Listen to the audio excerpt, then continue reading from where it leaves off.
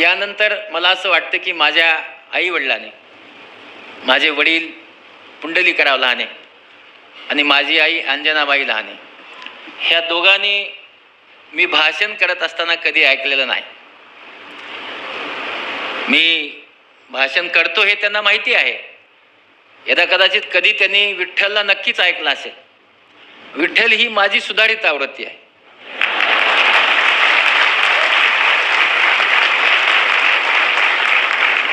त्याचं कारण असं आहे की ह्या दोघांची सुधारित आवृत्ती मी आहे, म्हणून ह्यांची जी भाषा आहे गावाकडची ती माझी आहे.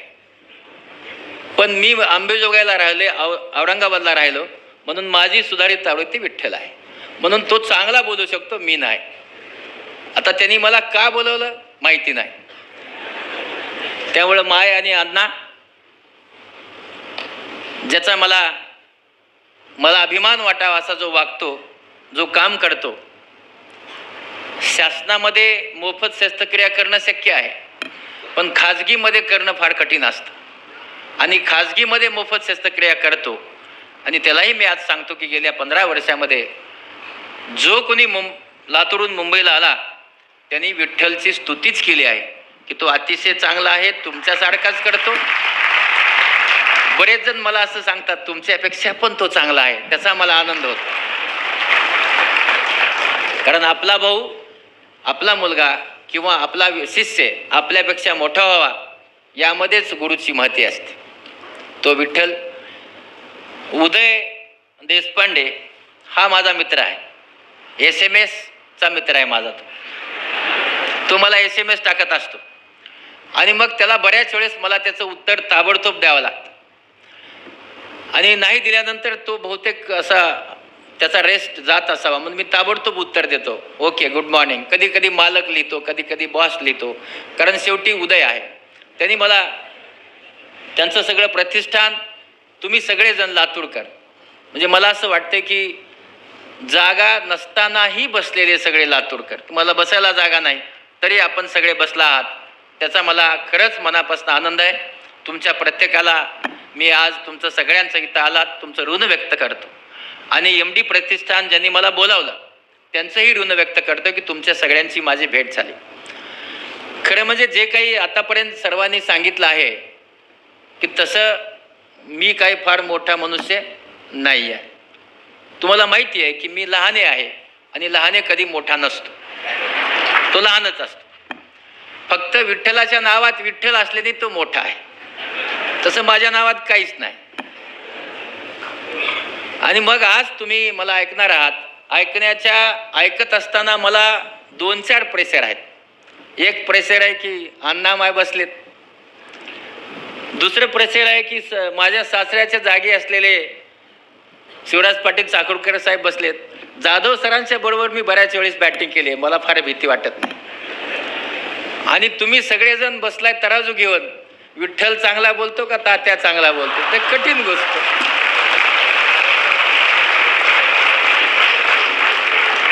आता इकडचाही तराजू आणि एवढा तराजू म्हणजे फार कठीण गोष्ट आहे. समजा चांगलं भाषण झालं तुम्हाला बरं आहे, तो पण बरं आहे. नाही झालं आपलाच चांगला आहे, त्याला काही येत नाही. मग आता अशा वेळेस तुम्हाला कसं बोलायचं ही सगळी अडचण आहे. आणि मग यावेळेस बोलत असताना ज्या काही समजा गडबडी होतील तर त्या अशा होणार आहेत की माणूस जेव्हा एखादा प्रेशरमध्ये बोलत असतो तेव्हा अडचणी नक्की येतात. जसं विठ्ठलने सांगितलं, तो पहिलीत गेलाच नाही. अण्णा आणि माय हे आमच्या कुटुंबावर नितांत प्रेम करतात, पण त्या काळामध्ये शिक्षण नव्हतं. आणि म्हणून मी शिकायला कसा गेलो, एक तिकटे नावाचा मास्तर होता. त्यांनी ती शाळा सुरू करण्यासाठी सांगितलं की गावामध्ये 10 मुलं लागतात. मी त्या वयाचा होतो म्हणून मला शाळेत घातलं. माझी आईची इच्छा होती शाळेत गेलाच पाहिजे पोरगा. बाप म्हणायचा शेतात कोण काम करणार. आता इथं काही मारणार नाहीत, बोलायला काही अडचण नाही. आणि मग त्यांनी सांगायचं ठीक आहे काम निश्चित तू जा, पण शेतातली कामं करायची. शिक्षणामध्ये कधी अडचण नाही केली. पण मला असं माहिती होतं की माझ्या घरामध्ये अडचणी आहेत. मला 2 भाऊ आहेत, 4 बहिणी आहेत आणि अडचणीचं माझा सगळा घर आहे. तर मी रोज सकाळी गुरं सांभाळत असे, गुरं सांभाळायचे. आणि बोंडगे गुरुजी नावाचे गुरुजी होते. सुकणी नावाच्या गावाहून जसे ते यायला लागायचे तर मला दिसायचे बोंडगे गुरुजी. दिसले की मी आपल्या म्हशी आणि एक म्हैस होती, एक गाय होती, ती बांधायचो, 2 बैल होते आणि अण्णाला सांगायचो, अण्णा मी शाळेत चाललो. कधी कधी अण्णा रागात असतील तर न सांगता आईला सांगायचो, माई बी जाऊ का? तू तुझा जा तात्या तुझा. आणि मग मी शाळेत जायचो. शाळेमध्ये एक गोष्ट मात्र नक्की झाली की मी 1ली, 2री, 3री, 4थीला बोर्ड होतं. त्यावेळेस कारेपूरला बोर्ड होतं. परीक्षा दिली. बोर्डातनं परीक्षा दिल्यानंतर मी पुन्हा त्या बोर्डात पहिला आलो. कामधेनू विद्यालय खाली गावामध्ये होतं. तिथे माणिकराव नावाचे गुरुजी होते. ते अण्णाला भेटायला आले. त्यांना सांगितलं की पोराला 5वीत घाला. ते म्हणले नाही घालतायत. का घालतायत नाही? नाही तुमच्याकडे ते पॅन्ट घालायला लागतं म्हणले, ते घातल्यास पोरगं उंचच जाईल, माझं सगळं उंची वाढेल, नाही घालतायत शाळेत. आणि तिथं कोणीच येतात काम करायचं. चूक नव्हतं, त्या काळात अडचणी होत्या. आणि मग मला त्या शाळेमध्ये घातलं आणि माझा दिनक्रम हाच असायचा. म्हणजे 10वीच्या शाळेत जाईपर्यंतचा माझा दिनक्रम होता की शेतामध्ये पेरणी करणं, त्याच्यानंतर कोळपणी करणं, खुरपणी करणं, हे झाल्यानंतर मग शाळेत जाणं.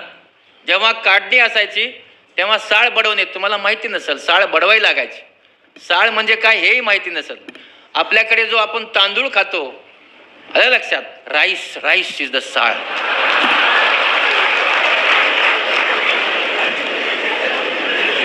आणि तो बडवा लागायचा. त्या काळात आडी करायची, आडी असायची आणि त्या आडीवर तो बडवायचा आणि मग तो काढायचा. हे सर्व कामं करायला लागायची. आणि त्याच्यानंतर शाळेत 7वीमध्ये गेल्यानंतर म्हणजे तोपर्यंत अडचणी खूप होत्या. अशा नव्हत्या की 1-2 अडचणी आहेत, अशा नक्कीच नव्हत्या. पण माईचं लक्ष असायचं. आता त्या दोघात घरी जाऊन भांडणं होऊ नये, पण माईचं लक्ष असायचं. समजा मला पेन नसायचा, त्या काळामध्ये पेन नसायचा, तर आमच्या शेतामध्ये एक टिंबुडबन नावाचं शेत होतं. तिथं शेंगा व्हायच्या, भुईमुगाच्या शेंगा. माय म्हणायचे, तात्या बाप गेला शेताला, विक थोड्या शेंगा. आणि मग त्या शेंगा मी विकायचो चोरून अंतरामाच्या दुकानात. ते अंतराम किती पैसे द्यायचा माहिती नाही. आणि त्या शेंगा विकून मग माय म्हणायचं, काय आणलंस? वही. तिला सारखं वाटायचं की माझ्या लेकराला वही नाही, माझ्या लेकराला पेन नाही. कारण बाकीच्या गावातली सगळी जी माणसं होती त्यांच्याकडे 2-4 पेन असायचे. म्हणून मी आता नेहमी 2 पेन लावतो. त्या काळात मिळायचे नाही, 2. आणि मग 7वीमध्ये एक स्कॉलरशिपची परीक्षा होती, ती मी दिली. बोर्डाची परीक्षा दिली. कारेपूरला बोर्ड होतं. बोर्डात पुन्हा पहिला आलो. आणि त्या स्कॉलरशिपच्या परीक्षेमध्ये मी जिल्ह्यात, तेव्हा उस्मानाबाद जिल्हा होता, जिल्ह्यात पहिला आलो. ते आल्यानंतर मला 120 रुपये मिळाले. मग मी ते नेऊन अण्णाला दिले. अण्णा म्हणले देऊ, माईकडे देऊन टाक. मग माईला दिले. माय मला म्हणले, आता तू, तेव्हापर्यंत माझ्या अडचणी अशा होत्या की माझ्याकडे एकच ड्रेस होता. माय म्हणली दुसरा ड्रेस घे. त्यावेळेस शाळेमध्ये चड्डी आणि शर्ट असा ड्रेस होता. मग माईने दुसरा ड्रेस पानगावला जाऊन मला घ्यायला लावला. मग दुसरा ड्रेस मला मिळाला त्या पैशाचा.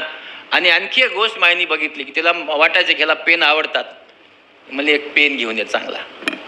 आणि एक पेन, चांगला पेन, मी तेव्हा एक दौत म्हणायचो. तेव्हा आपण आता काय म्हणता माहीत नाही, शाईची दौत. ती शाईची दौत आणली आणि पेन घेऊन आलो. आणि त्याच्यावर मग माझं 10वी झालं. मी 10वीला बसलो. किनगाव सेंटर होतं. खूप आजारी पडलो, टायफॉईड झाला. 3 महिने घरामध्ये होतो. मग परीक्षा द्यायची का नाही अशी अडचण निर्माण झाली. पण गुरुजी आले माझ्याकडे, बोंडगे गुरुजी, शाजरा गुरुजी.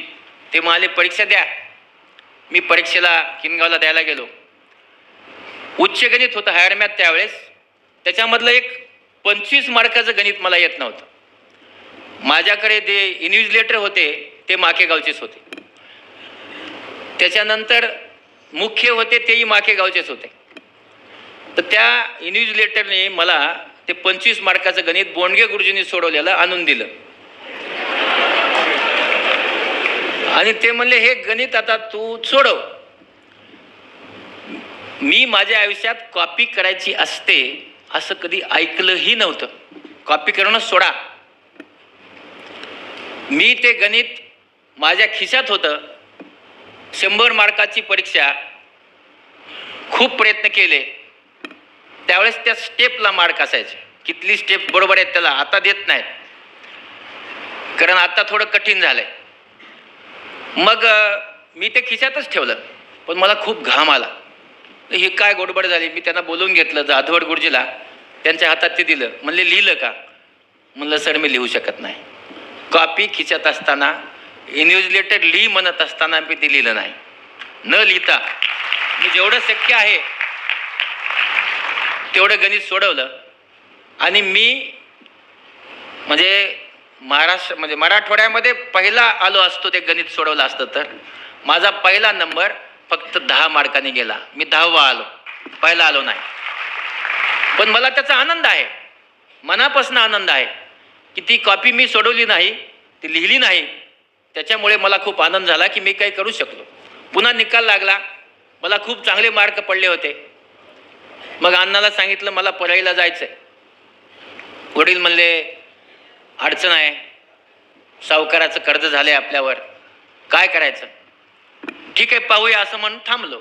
गावामधले हरिश्चंद्र गुरुजी आमचे हेडमास्टर त्यांच्याकडे आले. ते म्हणले तात्याला शिकवलं पाहिजे. म्हणलं ठीक आहे. मग वडील हो म्हटले. मी परळीला गेलो. वैद्यनाथ कॉलेजमध्ये मी ॲडमिशन घेतलं. ते वैद्यनाथ देवातच भरत होतं. ते ॲडमिशन घेऊन परत आलो. जसं जाधव सर बॅच करतात इथे, तसं त्यावेळेस त्याच्या पुढच्या पहिल्या वर्षी 75ला त्यांची 7 विद्यार्थी मेडिकलला लागली होती. आणि म्हणून त्यांनी 20 मुलांची, हुशार मुलांची बॅच केली. माझा मेरिट नंबर 1 होता. मेरिट नंबर 1 अशी 20 लोकांची यादी बाहेर लागली. त्या 20 लोकांना हॉस्टेल, जेवण फ्री आणि त्याच्यानंतर पुस्तकं फ्री देणार होते. म्हणलं ठीक आहे, मी तर लागणारच आहे नंबर, माझा पहिला नंबर आहे. मग मी त्या इंटरव्ह्यूला गेलो. देशपांडे सर नावाचे होते, ते इंटरव्ह्यूला बसले होते, झुलाजीचे प्रोफेसर. आणि त्यांनी मग सांगितलं की बाबा एक टॉपिक दिला मला वाचायला. ते म्हणले हा टॉपिक वाचा. माकेगावला चाटे नावाचे गुरुजी होते. ते प्रोनाऊन्सिएशन शिकवायचे. प्रोनाऊन्सिएशन तोपर्यंत जे त्यांनी सांगितलं तेच माझं प्रोनाऊन्सिएशन. आणि मग ते पुस्तक वाचायला लागलो. त्या पुस्तकामध्ये स्टमक लिहिलं होतं, स्टमक. पण मला शिकवलंच नव्हतं. मग मला ते स्टमच शिकवलं होतं, स्टमच. मी वाचलं स्टमच. ते मास्तर म्हणलं गेट आउट. मला कळेच ना काय चुकलंय माझं, कारण मला त्याला च म्हणत नाहीत, त्याला क म्हणतात हे माहितीच नव्हतं. मी बाहेर आल्यास विचारलं काय झालं रे? येडायस म्हणले. स्टमक म्हणायच्या आधी च कसं म्हटलास? माझे मार्क जास्त होते, पण माझा त्या 20 लोकात नंबर लागला नाही. आणि मग ह्या 20 लोकांना सगळं मिळालं, मला काही मिळत नव्हतं. आई वडिलांना काय सांगायचं की मला शिक्षणाची अडचण आहे. माझे वडील मला पैसे पाठवायचे, पण किरायाचं घर, जेवण या सगळ्या गोष्टीला खूप खर्च यायचा. मग मी तिथे आपण परळी वैद्यनाथचे झाडं बघा जाऊन, जे परळी वैद्यनाथ कॉलेजमधली जी झाडं आहेत, काळे सर नावाचे सर आहेत. ते मला म्हटले काय करतोस? म्हणलं नाही शिकू शकत, इतके पैसे कुठून देणार? ते म्हणाले काम करतोस का? म्हणलं काही काम करतो, शेतकरीच आहे मी. मग म्हणले झाडाला पाणी घाल. म्हणलं नक्की घालतो. कावड म्हणतं, मला कावड माहिती आहे का? कावड तयार केली. एक मोठा इथं कपडा ठेवायचा आणि जिरेवाडीच्या अलीकडे शिवारात एक विहीर आहे. त्या विहिरीतनं पाणी आणायचं, 2 डबे असे हे करून, आणि त्या झाडांना 50 घागरी पाणी रोज घालायचं. कमवानी शिका योजनेत माझं नाव नोंदवलं. हे माझ्या आईवडिलांना 2 वर्ष माहीत नव्हतं. हे कधी माहीत झालं? मला पद्मश्री मिळाल्यास. तोपर्यंत मी आईवडिलांना कधी सांगितलं नव्हतं की मी परळीमध्ये काम करतो. आणि मग मला 30 रुपये मिळायचे त्याचे. त्याच्यावर माझं शिक्षण, अण्णांनी पाठवलेले पैसे आणि हे 30 रुपये खोली भाडं द्यावं लागायचं आणि त्याच्यावर माझं शिक्षण झालं. माझं PUC झालं. फर्स्ट इयरला बसलो मी. पहा, माणसाचं आयुष्य किती खराब असतं ते मी डोळ्यांनी पाहिलं आहे. पण जर आपण ठरवलं की नाही, संघर्ष करायचा आहे, यश नक्की येतं. ते आपण केला पाहिजे. आपण फक्त नाउमेद झाल्यामुळे आपण पुढे जात नाही. या काळात माझी अडचण होती शिकायची. तिथे ज्यांच्या घरी मी राहत होतो ते कंडक्टर, साधे कंडक्टर होते. आता साधे म्हणतो कारण मी डॉक्टर झालो. मागचा कण निघून गेला. डॉक्टर, त्यांची मुलगी होती, ती 10वीत होती. मी सांगितलं की तुम्ही ही मुलगी मला द्या आणि माझं शिक्षण करा.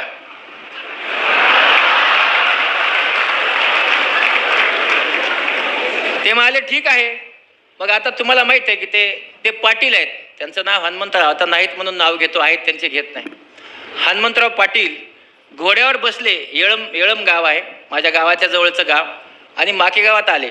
तुम्हाला माहित आहे की आपल्या स्वतःच्या गावामध्ये आपल्याबद्दलचे लोक किती चांगलं बोलतात. कुणाच्याही गावात तेच आहे, खूप चांगलं बोलतात.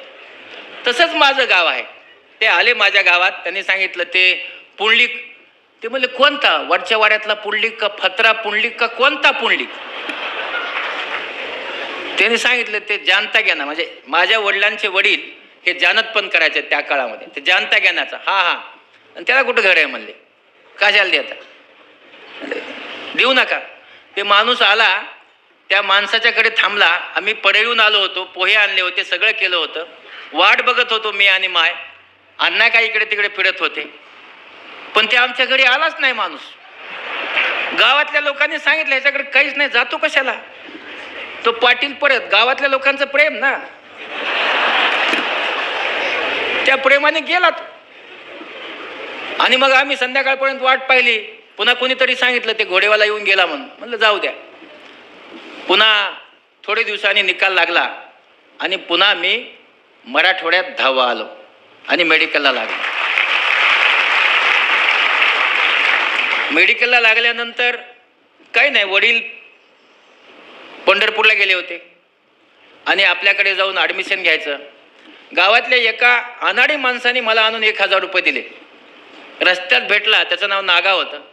त्यांनी मला आणून दिले 1000. म्हणलं का? बाबा तू आता डॉक्टर झालास ना, पैसे घेऊन जा. देव नाही तर काय? हा देवच. कोणीतरी असा आणून देतो पैसे, हा देवच असला पाहिजे. त्याने दिले पैसे. अण्णा यायच्या अगोदर मी ॲडमिशन घेऊन परत आलो. पळईच्या माझे मित्र आहेत, जुगल किशोर लोहिया, मी नेहमी सांगत असतो. त्यांनी मला 3 ड्रेस घेऊन दिले कारण माझ्याकडे कपडे नव्हते. बूट घेऊन दिला आणि मला म्हणले आता तू कॉलेजला जा. ॲप्रॉन घेऊन दिला आणि मी कॉलेजला गेलो.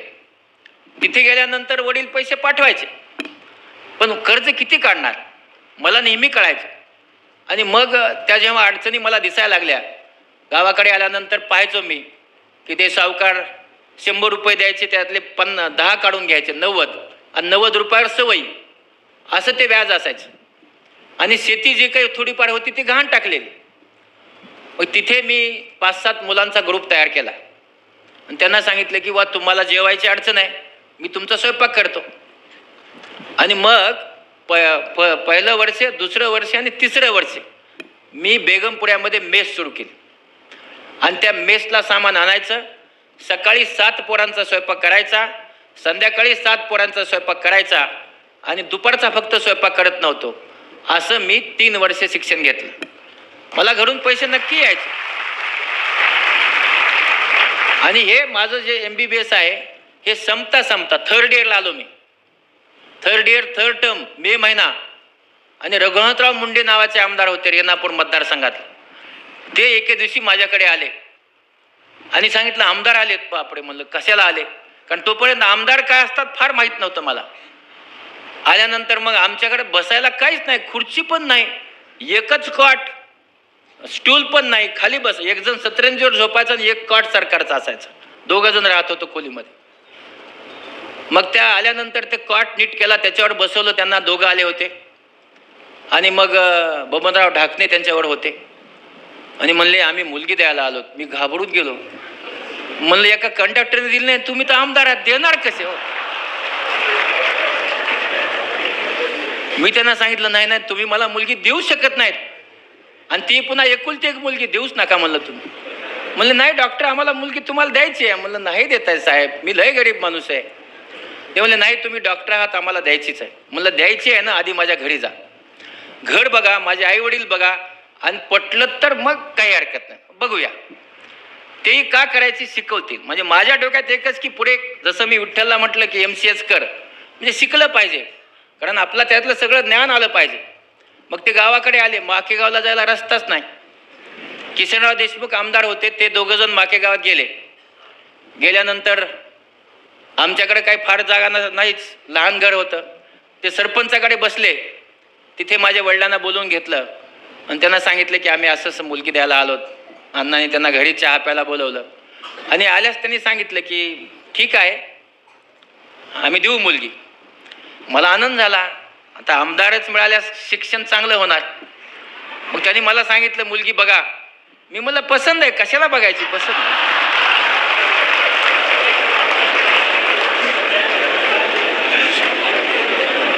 मी आंबेजोगाईला आलो तर माझ्या आजूबाजूचे सगळे म्हण तू करणार आहेस ती मुलगी. म्हणलं हो. मग मी म्हणलं मी पाहायला जाऊन म्हणलं मला पसंत आहे. मग पसंत आहे म्हटल्यानंतर सगळं झालं. मी गेलो. मला म्हणले तुझी परीक्षा आहे. माझी डिसेंबर महिन्यात MBBSची शेवटची परीक्षा होती. परीक्षेनंतर लग्न करू. थोडे दिवसांनी एक महादेव नावाचा त्यांचा मनुष्य आला, वकील आहे. ते मला डॉक्टर तुमचा साखरपुडा झाला. मला आता बरं झालं, झालं तर चांगलं झालं. म्हणजे मला ते साखरपुडा वगैरे असतो आपला काय माहिती हो, आता कळतं. थोडे दिवसांनी मला लगेच आमदार साहेब भेटायला आले. ते म्हणले माझी इच्छा आहे की तुम्ही लग्न करावं. मी म्हणलं आता पुन्हा हेही सुटायचं. मी म्हणलं हो करून टाक.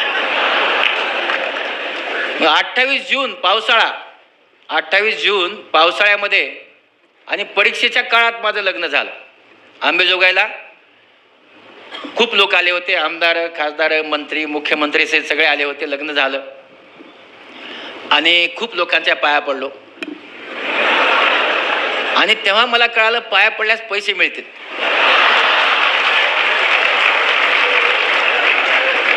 मग मी आणखीनच लोकांच्या पाया पडलो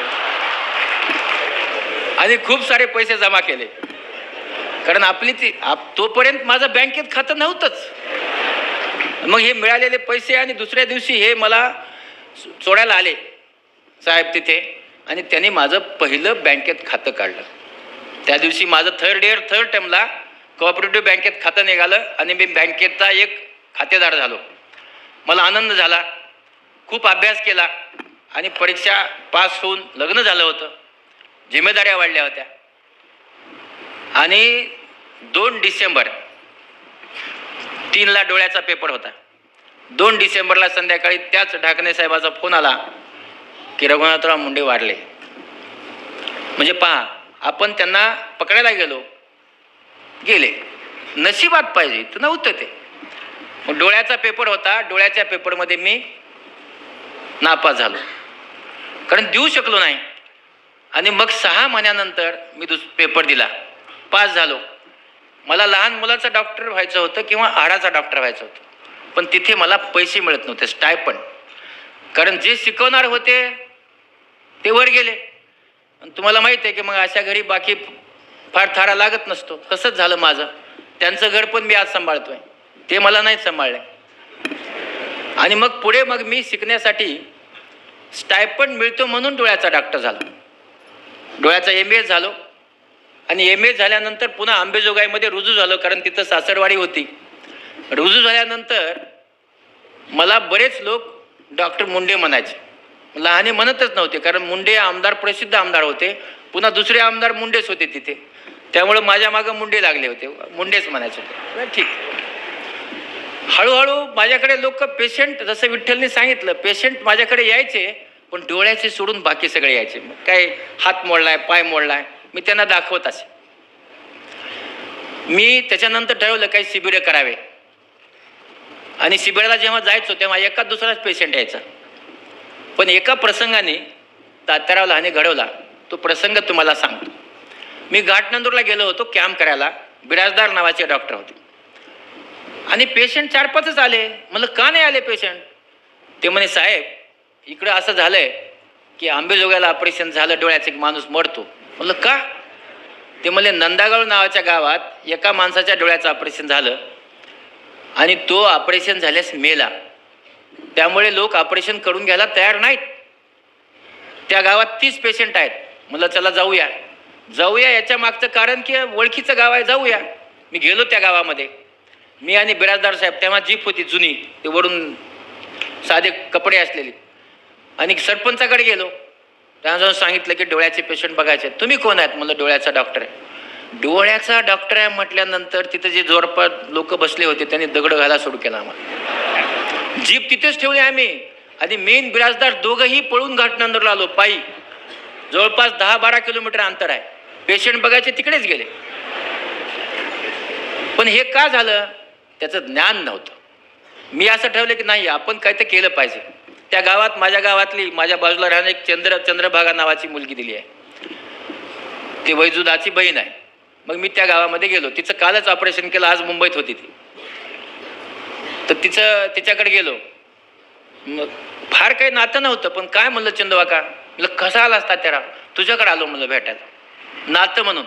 तर तिचे सासऱ्यांचं नाव अण्णा होतं, ते होते आंधळे. मग मी थोडा वेळ गप्पा मारल्यास, कोण्या गावचे पाहुणे आहेत? म्हणलं माके गाव. हां आमच्या नात्यातले आहो. बरं म्हणलं. मग थोड्या वेळ झाल्यानंतर सुरू केलं. काय नाही म्हणले, तुमची बहीण माझी काळजी करीत नाही, माझा मुलगा करत नाही, माझ्यावर कुत्रे जेवतात म्हणले, मी आंधळा आहे. मला म्हणे टॉयलेट बाथरूमला आलं तर सांगतात वाट बघा. कशी वाट बघता येईल म्हणे, मेलेलं बरं. तर म्हणलं मग ऑपरेशन करतो ना. बरं होईल म्हणले, तुम्ही डोळ्याचे डॉक्टर आहा ना? म्हणलं हो. म्हणले येतोच. मग गावात त्यांचे सगळे नातेवाईक होते, ते बोलावून घेतले आणि सगळ्यांना भेटले, मुलींना, मुलांना, सगळ्यांना.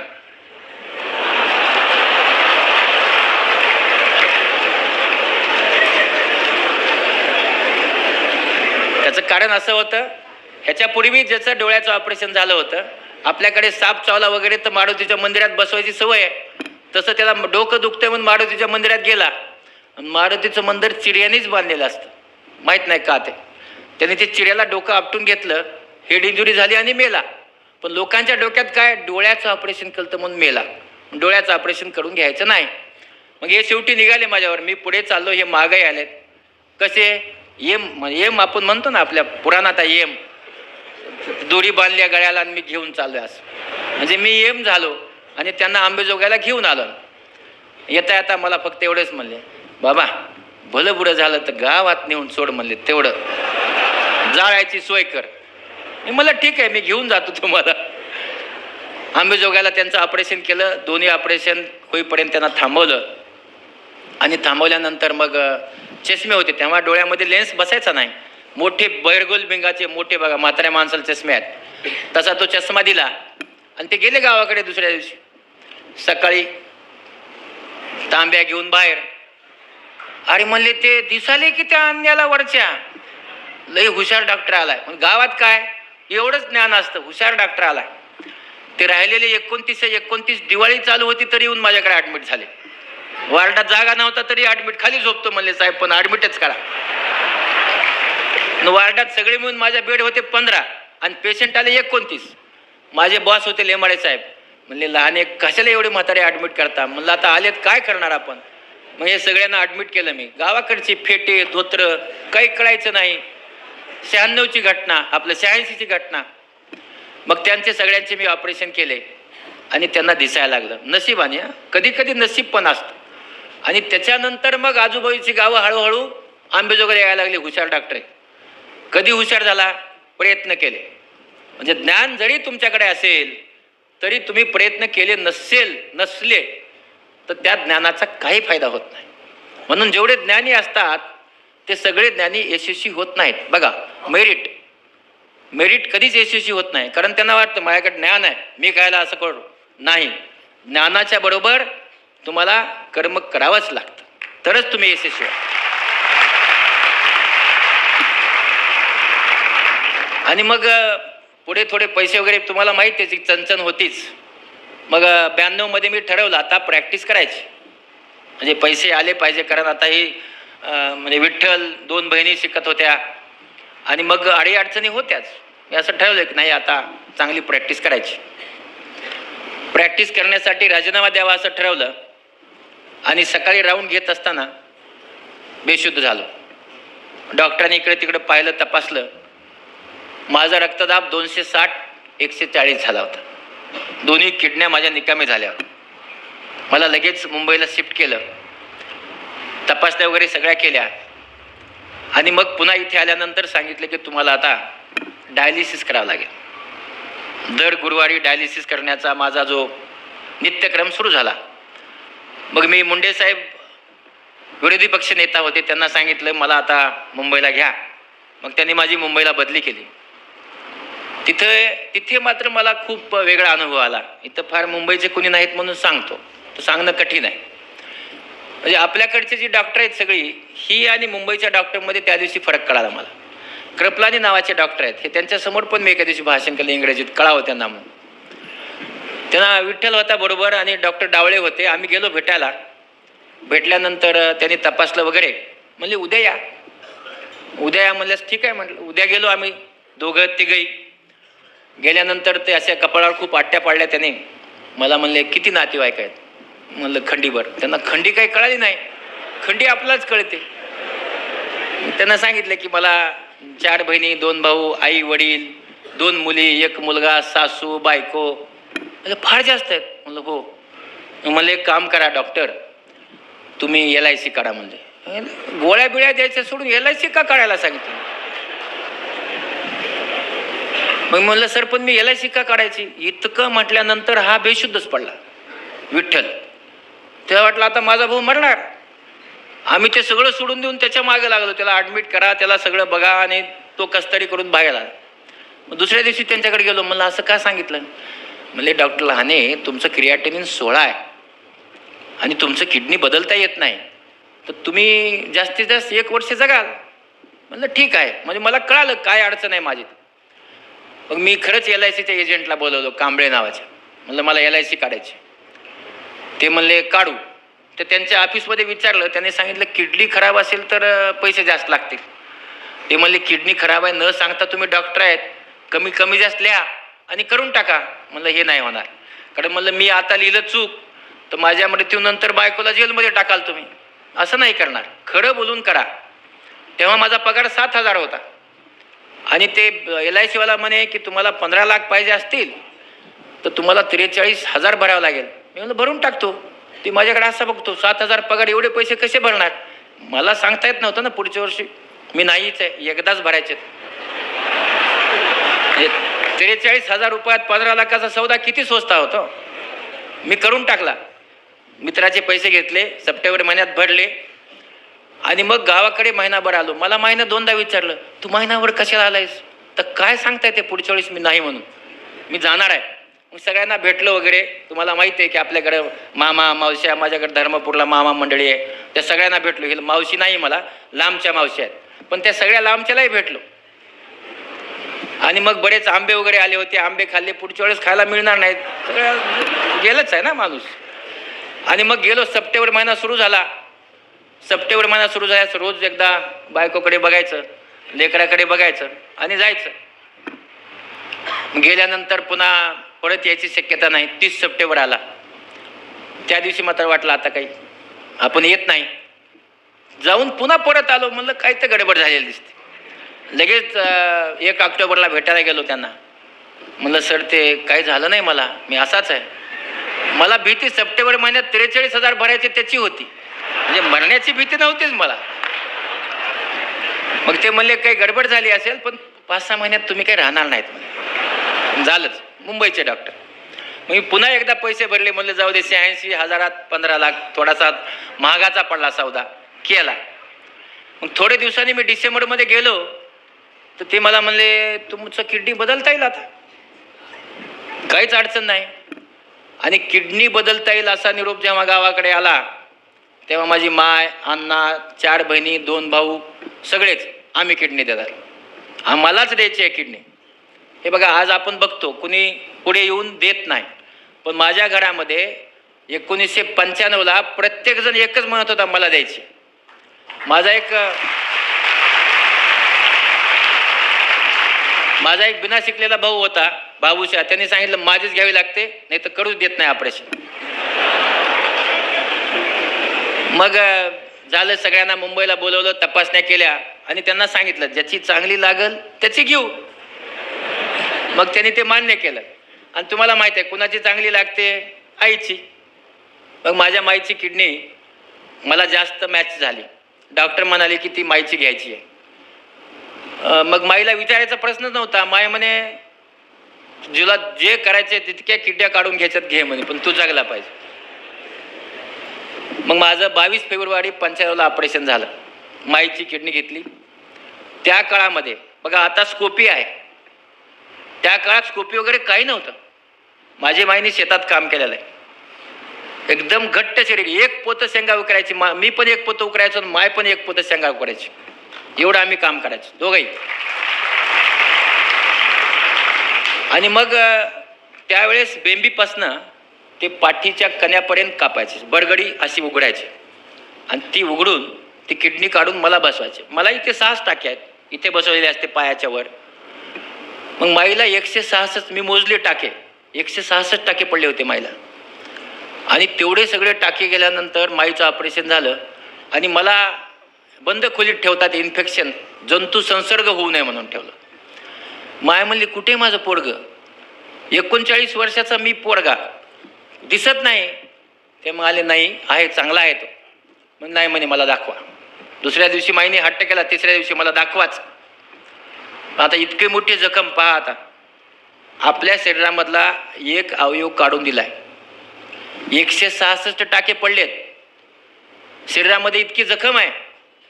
त्याच्यानंतरही आपला जे काही त्रास आहे त्याचा विचार न करता ती विचार करते माझा मुलगा जिवंत आहे का नाही. ते फक्त आईच करू शकते.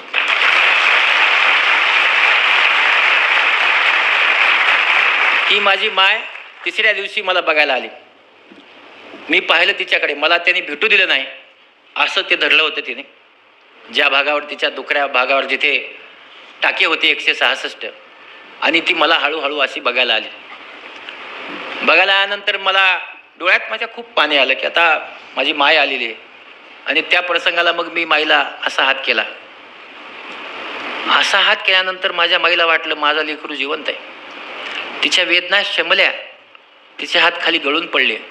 तिला वाटलं मला असं वाटतं की तिला त्या दिवशी गगनात आपण म्हणतो ना मावेल इतका आनंद झाला आणि तिच्या सगळ्या वेदना शमल्या. ती परत गेली आणि तिला खूप आनंद झाला. तिला जेव्हा विचारलं दुसऱ्याने, ती म्हणली माझं सगळं काढून घ्या पण माझा तात्या जगला पाहिजे. त्याला आई म्हणायचं. माझ्या अंगात काही ठेवू नका पण माझं लेकरू जगलंच पाहिजे. म्हणजे आणि म्हणून प्रत्येकाची आई एकदा जन्म देत असते. मला माझ्या आईने 2दा जन्म दिला. आणि म्हणून मी ठरवलं की माझ्या आईला गावाकडे जाऊन असं कोणी सांगू नये की तुझं पोरगं खराब आहे. मग दुसऱ्या जन्मामध्ये फक्त समाज सेवाच करायची. कारण मुंबईच्या डॉक्टरांनी माझा तो सप्टेंबर महिन्यातच संपवलं मला, आहे का नाही. आणि मग मी असं ठरवलं की दुसऱ्या जन्मामध्ये समाज सेवाच करायची.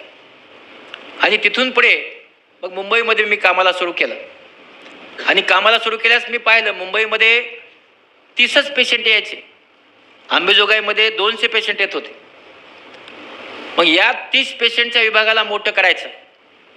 मग मुंडे साहेब मंत्री होते, डेप्युटी सीएम, त्यांना सांगितलं मला 10 लाख रुपये द्या आणि फेको नावाचं तंत्रज्ञान जे आपण आज ऐकतो ते 10 लाखाचं मशीन घेतलं. त्याच्यावर मी ट्रेनिंग घेतलं. इस्रायलला गेलो, त्याच्यावर ट्रेनिंग घेतलं आणि हे मशीन मुंबईमध्ये सुरू केलं. मी जेव्हा नेहमी सांगतो तर तुम्हाला मी सांगतो मला हे मशीन किंवा फेको मशीननी चांगल्या शस्त्रक्रिया का करता आल्या. या फेको मशीनला दोन्ही पायात मशीन असतात, दोन्ही हातात मशीन असतात, डोळ्यांनी पाहावं लागतं दोन्ही आणि कानाने ऐकावं लागतं. हे सगळे अवयव जो कोऑर्डिनेट करू शकतो तोच चांगला फेको करू शकतो. मी कुळो आणायचो. तुम्हाला कुळो माहीत आहे का नाही माहीत नाही मला. कुळो म्हणजे आता काय म्हणतात त्या कुळवाला माहीत नाही. माझ्या काळात कुळो म्हणायचे. आणि त्याच्यावर उभं राहायचो, 2 कासरे धरायचो आणि कुळो आणायचो. त्याच्यामुळं दोन्ही पायाचं बॅलन्स, हाताचा बॅलन्स, सगळ्यांचाच बॅलन्स. तुम्हाला माहीत आहे बैल कसे असतात. आणि त्या बॅलन्समुळे मला माझ्या डाव्या हातालाच, आता जे नवीन डॉक्टरांना आम्ही शिकवतो ना त्यांना सांगतो की डाव्या हाताने तुम्ही बरेच करा, म्हणजे त्याच्यात शक्ती येईल. डाव्या हाताने लिहा, आम्ही ट्रेनिंग देतो त्यांना आणि त्यांना डावा हात त्यांचा स्ट्रॉंग करतो. माझा डावा हात कासरेवरून नुसता स्ट्रॉंग झाला. त्याच्यानंतर मध्येच आम्ही एक नवीन शेत घेतलं होतं, त्याच्यामध्ये एक ट्रक ते खोडं म्हणजे जे छोटे छोटे झाडं असतात ना त्याचं बुडासहित काढायचं. तर मी ते एक ट्रक खोडं काढले होते, म्हणून सगळे स्ट्रॉंग हात होते. त्याचा मला मुंबईत फायदा झाला. मुंबईचे डॉक्टर लेफ्ट हँडने ते करत राहिले आणि मी तोपर्यंत शिकून गेलो फेकून. आणि त्या मशीनने शिकल्यामुळे पेशंट माझ्याकडे यायला लागले. आणि मग जे हॉस्पिटलचा जो नेत्र विभाग आहे याला हळूहळू सुगीचे दिवस म्हणतो आपण, लोक यायला लागले, औषध उपचार घ्यायला लागले. पण तोपर्यंत फार काही प्रगती झाली नव्हती. एके दिवशी बाबा आमटे दत्त म्हणून येऊन उभे राहिले. ते म्हणले, लहाने डॉक्टरना. म्हणलं हो. मग आले की माझ्याकडे काही कुष्ठरोगी आहेत ज्यांचे एक डोळ्याचं ऑपरेशन झालंय आणि त्याचे ऑपरेशन करण्यासाठी तुला यायचं. म्हणलं बाबा आलो. 71 पेशंट होते, त्यांच्या तपासण्या केल्या. कुष्ठरोगामध्ये 35% गुंते असायचे, म्हणजे 100 पेशंटचे ऑपरेशन केले तर 35 लोकांना दिसायचं नाही. आता ह्या 70चे करायचे कठीण होतं. तर माझ्यावर डॉक्टर रागिनी पारिक म्हणून काम करतात, आम्ही दोघंजण गेलो आणि या 70 पेशंटचे ऑपरेशन केले. तिथेच राहिलो 40 दिवस. 40 दिवस राहून रोज पेशंट तपासले. हा जो अनुमान काढला होता लंडनचे आणि अमेरिकेचे डॉक्टर आले, 50 ऑपरेशनचा अभ्यास केला आणि त्याच्यावर अनुमान काढला की जो ब्लाइंडनेस असतो after the leprosy patient surgery, blindness is 35%. काही काढले की तेवढंच निघायचं.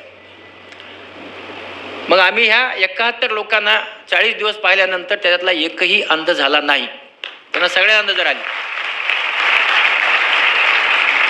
आणि मग तिथे गेली 16 वर्षे आम्ही जातो. 16 वर्षे गेल्यानंतर तिथे आम्ही 10 दिवस काम करतो, 11 दिवस. आज 1691 कुष्ठरोग्यांचे ऑपरेशन आम्ही केले आहेत, जी भारतातच नाही जगात सगळ्यात मोठी सिरीज आहे. आणि त्यामध्ये एकही अंध झाला नाही. म्हणून जे निष्कर्ष काढले जातात, जे असे निष्कर्ष आपण बाहेरच्यांचं, मी नेहमी का सांगत असतो, भारतीय संशोधन, आपलं संशोधन. कारण आपलं संशोधन हे निक्क असतं, खरं असतं. आणि म्हणून हे एखाद्या एसी खोलीत बसून लिहिलेलं नसतं, हे खरं तिथं जाऊन काम करून लिहायला असतं. आणि म्हणून त्यांचं संशोधन 35% आंधळे, माझं संशोधन 0% आंधळे, आणि हे करून दाखव. आणि आज तिथला एकही मनुष्य अंध नाही आहे. पण त्याचबरोबर असं नेहमी वाटायचं की आपण सगळ्या भागामध्ये, म्हणजे आदिवासी पाडे असतील, कुष्ठरोगी असतील, किंवा या सगळ्या भागात, इव्हन मेळघाट असेल किंवा नंदुरबार असेल, ठाणे असेल, या सगळ्या भागामध्ये बिना टाक्याचे ऑपरेशन झाले पाहिजे. म्हणून या सगळ्या भागात हा नॅशनल प्रोग्राममध्ये आणण्यासाठी खूप प्रयत्न केले. आणि आज आपण गेली 2002 पासनं बिना टाक्याच्या ऑपरेशनची आम्ही 202 शिबिरे घेतली आणि ती प्रत्येक पाड्यात घेतली. आणि त्यामध्ये 81,000 गरीब लोकांचे ऑपरेशन केले. त्या शिबिरात आम्ही एक नेहमी गोष्ट बघतो, एखादा पॅन्ट घालून जरी आला तरी त्याचं आम्ही ऑपरेशन करत नाही. कारण तिथं अशाच माणसांचं करतो की जे येऊ शकत नाहीत आमच्याकडे, जे अतिशय गरीब आहेत, अशा लोकांचे ऑपरेशन करतो. आणि आम्ही पुढे तुम्हाला सांगतो की जेव्हा आपण असं करायचं लक्षात आलंच लोकांच्या, की लगेच सगळे फाटके कपडे घालून यायचे. पण आम्हाला असं वाटलं ठीक आहे की त्यांनी फाटके कपडे घातले म्हणजे ते जरी चांगल्या श्रीमंताचे असले तरी त्यांच्या घरचे त्यांना मदत करत नसतील, म्हणून फाटका कपडा ॲडमिट करा, तो श्रीमंत असो किंवा गरीब असो. आणि असं आम्ही करत आज सगळ्या गरिबांना आम्ही मोफत ऑपरेशन नुसतंच करतो असं नाही, ऑपरेशन करतो, 4 वेळा तपासतो, चष्मा देतो. त्या माणसाला दिसलं पाहिजे याची आम्ही काळजी घेतो. आणि प्रत्येक गावामध्ये, प्रत्येक ठिकाणी वेगवेगळे अनुभव येतात. म्हणजे मी एवढे अनुभव पाहिले आहेत की तुम्हाला त्याच्यातला 1-2 अनुभव सांगतो. आम्ही पाथर्डीला शिबिराला गेलो होतो. अण्णा हजारेंनी त्याचं उद्घाटन केलं आणि एका सिस्टरनी एका आईला घेऊन आली. तिचा 8 वर्षाचा मुलगा होता. आणि ती घेऊन आल्यानंतर ती म्हणाली की ते आई मला भेटली, लहान डॉक्टरांना. म्हणलं हो, माझा मुलगा 8 वर्षाचा आहे म्हणली, तो मला बघायचा आहे. मला फक्त 5 मिनटं दिसलं पाहिजे. ही कठीणच गोष्ट आहे. मग सगळा इतिहास विचारला तर बाळांतपणा म्हणजे गरोदरपणे रेटिनाचा मागचा पडदा सुटतो. तसा त्यांचा 2 वेळाचा सुटला. सुटल्यानंतर तपासणी न करता नवऱ्याने सोडून दिलं तिला. आणि मग आता हे बाळ आहे म्हणून त्या मुलीने बाळ झाली, डिलिव्हरी झाली. पण यामध्ये नैसर्गिक डिलिव्हरी नंतर तो पडदा बसत असतो. पण दरम्यानच्या काळात मोतीबिंदू झाला. पण त्याच्या आधीचे जे फोटो काढले होते त्याच्यात पडदा तुटलेला होता. सगळ्या डॉक्टरांनी ऑपरेशन करायला नकार दिला, कारण अंध आहेत म्हणे तो. मग माझ्याकडे आल्यानंतर मी सांगितलं की आपण वाचलं आहे की यामध्ये 90% लोकांचा पडदा बसतो. की 90% का नाही, ऑपरेशन करून बघूया. आणि मग आम्ही तिचं ऑपरेशन केलं. केल्यानंतर दुसऱ्या दिवशी तिचा पडदा बसलेला होता. पट्टी करायला गेलो, तिला दिसायला लागलं. तिला असं वाटतं की आता मला दिसतंय, ते जाणार 5 मिनिटांनी. तिने पट्टी विट्टी काही करू दिली नाही. आमच्या सगळ्यांना हे करून ती पळत जाऊन तिच्या मुलाला तिने घेतलं. 8 वर्षाचं बाळ. त्या 8 वर्षानंतर आई त्याला बघतीये. नजर पहिल्यांदा आली आहे. तिने मांडीवर घेतलं, तिला बाळ दिसतच नाही आहे. इतके आनंद अश्रू आले की तिचा डोळा आनंद वस्त्राने गच्च भरला होता. आम्ही धावत गेलो की डोळा खराब होईल. आणि मग माझ्या डॉक्टरांना सांगितलं की तुम्ही कॉटन घेऊन या. मग तिचे मी डोळे पुसून घेतले. तिचं ते पाणी काढलं. आणि पाणी काढल्यानंतर जेव्हा तिने बाळ पाहिलं 8 वर्षाने, तेव्हा आम्ही 8 वर्षांनी आपली आई बाळाला कसं बघते आम्ही पहिल्यांदा आयुष्यात पाहिलं की प्रेम काय असतं. तिने त्या बाळाच्या शरीराच्या प्रत्येक जागेचा ती फक्त किस घेत होती. म्हणजे आपण त्याला मुका घेत होती. आणि मग तेव्हा तिला असं वाटलं की हे माझं बाळ आहे. असे आम्ही प्रसंग पाहिले. आणखी एक दुसरा खतरनाक प्रसंग सांगतो. आम्ही नंदुरबारमध्ये जात होतो. आणि जात असताना आमची गाडी खराब झाली. खराब झाल्यानंतर उशीर झाला जायला. आणि उशीर झाल्यानंतरही आमचं जवळपास 8वं शिबिर होतं नंदुरबारला. आणि जात असताना रस्त्यामध्ये पोलिसांनी सांगितलं की जाऊ नका, इकडं चोऱ्या होत आहेत. दुष्काळ पडला होता. आम्ही निघालो. थोडं पुढे गेल्यानंतर आम्हाला मस्तच अनुभव आला. चोऱ्या होता ते खरं ठरलं. आमची गाडी अडवली, सुमो होती. अडवल्यानंतर मी सगळ्यांना सांगितलं आपल्याकडे जेवढं आहे ते द्या. त्यांना एक विनंती केली, बाबांनो फक्त मारू नका. ही गाडी आहे, हे सगळे घड्याळ वगैरे कपड्यासहित घेऊन जा, फक्त मारू नका. मी खाली उतरलेला त्या गाडीच्या लाईटला त्यांचा जो म्होरक्या होता त्यांनी पाहिलं. तो लांब बसला होता. त्याने पाहिलं. त्याला असं वाटलं हे लहाने डॉक्टर आहेत. तो धावत पळत आला आणि आल्यास म्हणे, साहेब तुम्ही का? म्हणलं हो, माझं ऑपरेशन तुम्हीच केलं ना म्हणे.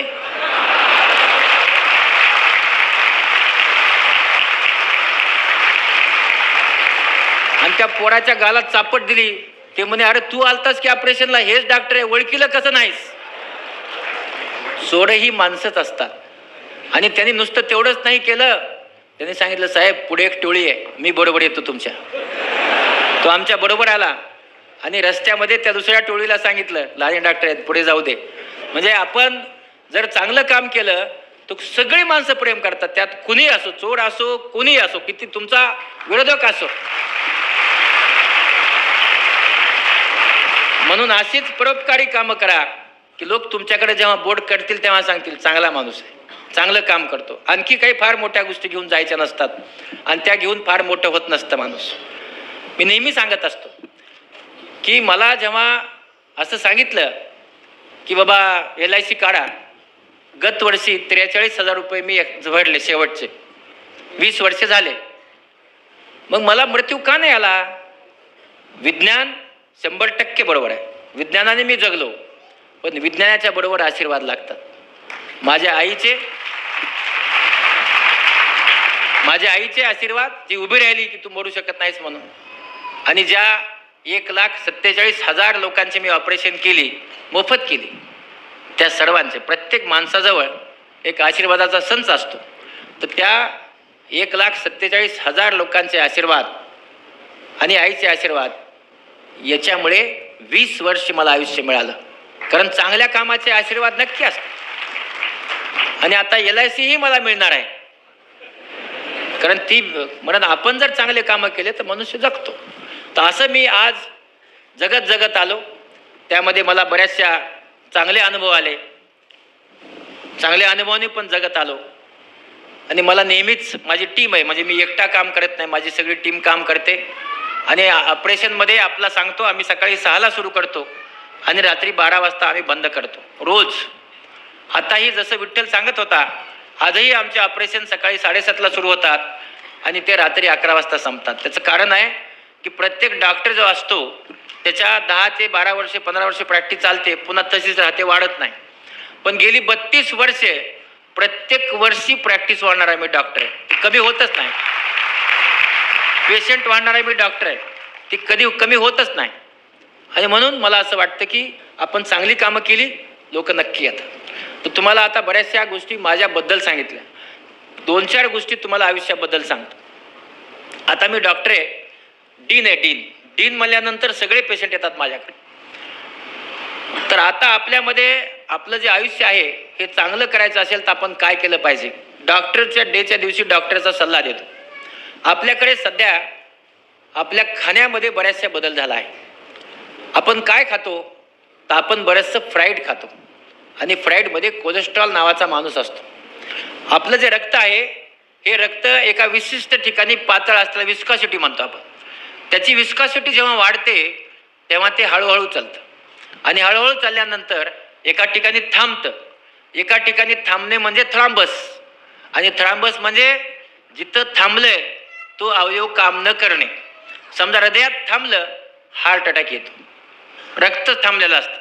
मेंदूत थांबलं अर्धांगवायू होतो, किडनीत थांबलं किडनी जाते. अशा प्रकारचा आपल्या आहारामुळे होतं. तर मग आजचा आपला आहार काय आहे.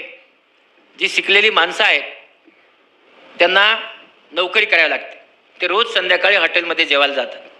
मग हॉटेलमध्ये जेवायला गेल्यास काय खातो आपण, सगळं फ्राईड पापड, फ्राईड मासा, fried chicken, fried mutton, pizza, burger सगळं खातो. हॉटेलमध्ये गेल्यानंतर भाजी भाकरी कोणी मागत नाही आणि त्यामुळे आपलं कोलेस्ट्रॉल वाढतं.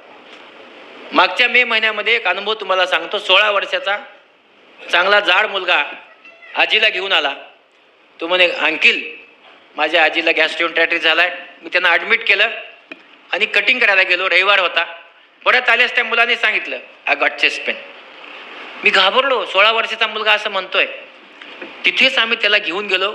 जेच्या कॅज्युअल्टीमध्ये आम्ही त्यांना ॲडमिट केलं, पण आम्ही त्याला वाचू नाही शकलो कारण त्याचं कोलेस्ट्रॉल खूप वाढलं होतं. आई वडील जेव्हा आले, काश्मीरला गेले होते, मी विचारलं असं का. त्यांनी मला फार चांगलं सांगितलं. साहेब म्हणे याने गेल्या 8 वर्षात पाणी पिलं नाही, पिलं तर थम्सअप पण पेप्सीच पितो. गेल्या 8 वर्षात ह्याने घरामध्ये जेवण नाही केलं, जेवला तर बाहेरून पिझ्झा बर्गर मागूनच खातो आणि मग मृत्यू नाही तर काय येणार आहे. तर ह्याचं कारण असं आहे की आपण आहार काय करावा हे खाऊ नये असं नाही.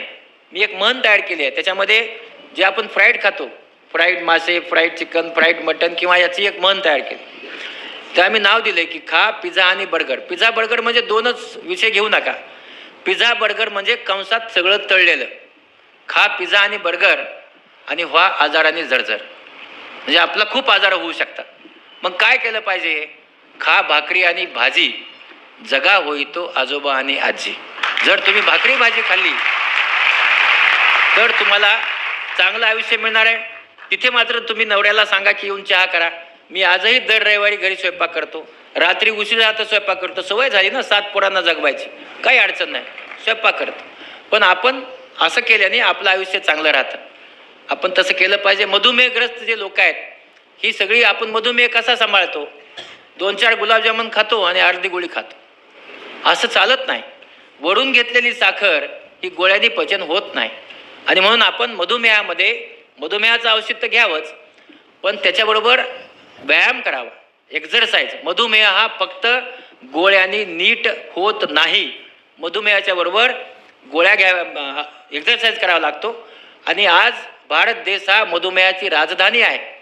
आपल्याला सांगतो की आज भारतामध्ये 3ऱ्या क्रमांकाचं अंधत्व मधुमेहामुळे येत आहे. आणि म्हणून आपण डोळे तपासावे आणि मधुमेह झालेल्या लोकांना आयुष्य चांगलं मिळू शकतं, पण त्यांनी 2 गोष्टी पथ्य पाळावे. मी गेली 21 वर्षे किडनी बदलल्यामुळे स्टेरॉइड खातो, पण रोज पाऊस असो पाऊस नसो 1 तास व्यायाम करतोच 21 वर्षे. तो नाही केला तर मी इतका मोठा फुगेल, कारण मी स्टेरॉइड खातो. पण आपण जर असं केलं तर आपलं आयुष्य नक्कीच चांगलं राहतं, चांगलं ठेवता येतं. आणि म्हणून ज्यांना आजार आहेत त्यांनी नाउमेद व्हायची गरज नाही. फक्त नियमित गोळ्या, सगळ्या प्रकारचे उपाय असतात. आपला व्यायाम केला तर आपलं आयुष्य चांगलं राहतं. आता डोळ्याचा डॉक्टर आहे म्हणून थोडं डोळ्याचं सांगतो. तर डोळ्याचं असं आहे बघा, की मला नेहमी विचारतो डोळ्याची काळजी कशी घ्यायची. डोळ्याची काळजी घेत असताना मी मुंबईमध्ये जेव्हा नवीन पद्मश्री झालो तेव्हा मी भाषणात सांगून टाकलं की थंड पाण्याने डोळे सकाळ संध्याकाळ धुवा. ती माझी फार मोठी चूक होती. कारण जसं असं म्हटलं की नवाकाळ पेपरने माझा नंबर छापून टाकला, हा मोबाईल नंबर. 2-2:30 वाजले, आज्या मोकळ्या व्हायच्या आणि फोन करायच्या, बाबा बर्फाचं पाणी का फ्रीजचं पाणी. पुन्हा फोन यायचा, समजावून सांगितलं फ्रीजर मधलं घ्यायचं, किती टेम्परेचर ठेवायचं. अडचणच आहे. पुन्हा ते कसं घ्यायचं, म्हणजे काकडीवर ठेवू का कपड्यावर ठेवू. त्याच्यानंतर माझ्या लक्षात आलं की गडबड झाली. मग मी मुंबईत सांगतो, मुंबईच्या नळाच्या पाण्याने सकाळ संध्याकाळ डोळे धुवा. मुंबईचं नळाचं पाणी आहे, अडचणच नाही. हे का धुवायचे, रात्रीची घाण सकाळी निघून जाते आणि दिवसाभरात आपल्या डोळ्यात जितकं काही जातं ते रात्री निघून जातं. पण ह्याच्यानंतर देखील हुशार राहिले माणसं. त्यांनी मला फोन केला, सफा हाणायचं का हळूहळू हाणायचं.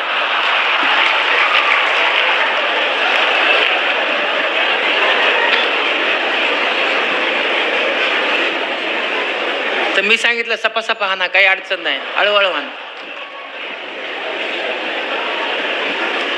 आणि मग त्याच्यानंतर मग लेकराचे डोळे चांगले कसे राहतील. लेकराचे डोळे चांगले करायचे असेल तर गाजर, पपई, शेवग्याची शेंग खाऊ घाला. पण असंच सांगून गेलो तर पुढच्या वर्षी उदय देशपांडे म्हणेल तुम्ही इकडे येऊच नका. का, घरी गेल्यानंतर बऱ्याचशा आया बसल्यात, बहिणी बसल्यात, वडील बसलेत, आजोबा बसलेत, पोराला गाजराचाच रस, गाजराचा शिरा, गाजराचाच उपमा, गाजराचीच भाजी. पुढच्या वर्षी पोरगं गाजरासारखं फुगतात. कारण आपल्याकडे प्रत्येक गोष्टीचा अतिरेक करायची सवय. म्हणजे काही सांगितलं की ते औषध म्हणून आपण वापरत नाही, अतिरेक झालाच पाहिजे. त्याच्याशिवाय आपण कसं लातूरकर ना. आणि मग तो जो आठवड्यातनं, आता त्याच्या पुढे सांगतो, आठवड्यातनं एकदा गाजर, आठवड्यातनं एकदा पपई, आठवड्यातनं एकदा शेवग्याची शेंग, आठवड्यातनं एकदा, ह्याच्याहून जास्त नाही.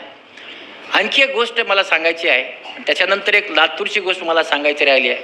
पण एक खाण्याची गोष्ट सांगतो, मुलांची गोष्ट सांगतो. आजकाल मुलांच्या मध्ये आपला जो मोबाईल नावाचा गोष्ट आहे, मोबाईल आणि त्याच्यानंतर तो टॅब, मोबाईल आणि टॅब हे सगळ्या आयांचं मुलांना सांभाळण्याचं यंत्र आहे. मुलगा रडू लागला, चल बघ, ते लगेच गाणे म्हणायला लागतं, मुलगा नाचायला लागतो, आई खुश. बाबांनो, मी मुंबईत सर्वे केला, 1508 शाळा तपासल्या, 7.5 लाख मुलं तपासले. त्याच्यामधल्या 91,000 मुलांना चष्मा होता, हे घरी माहीत नव्हतं. आणि 71,000 मुलांना चष्मा हा मोबाईल आणि टॅबचा अतिवापरामुळे लागला आहे.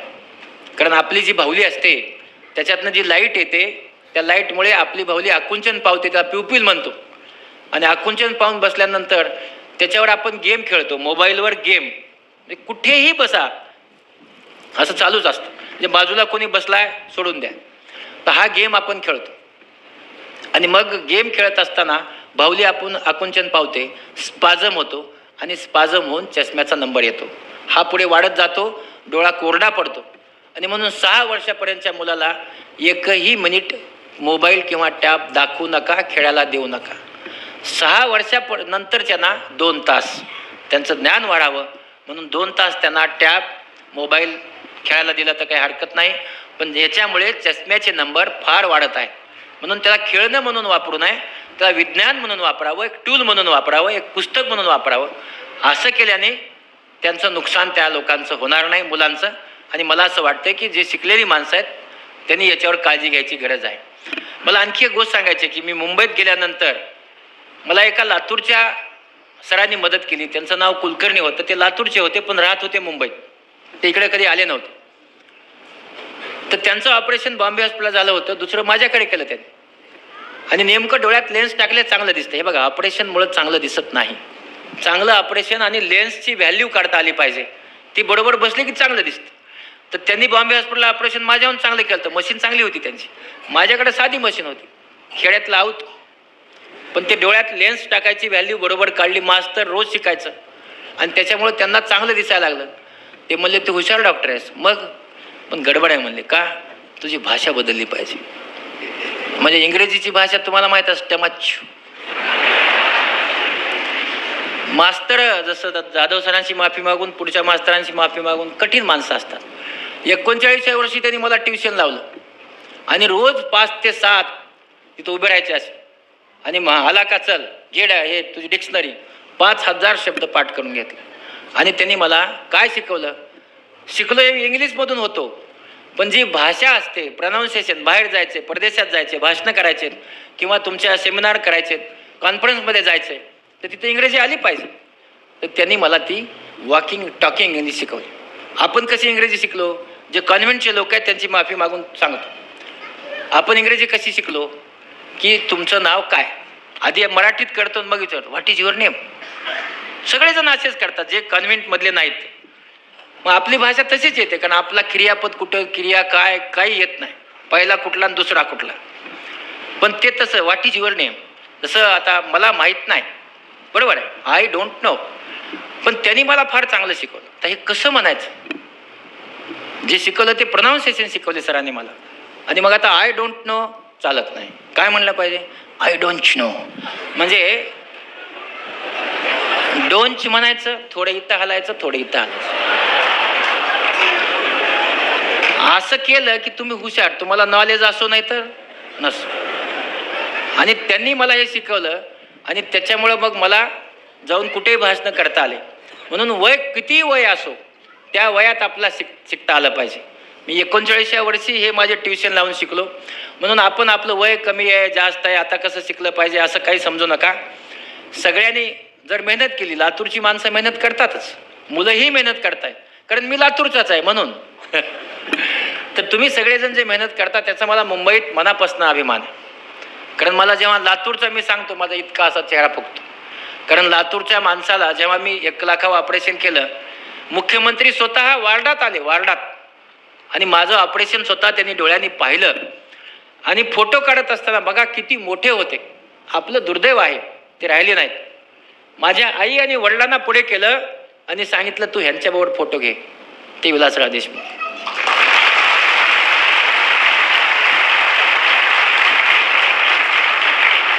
या 2 माणसांनी माझ्या आयुष्यात खूप काही केलं.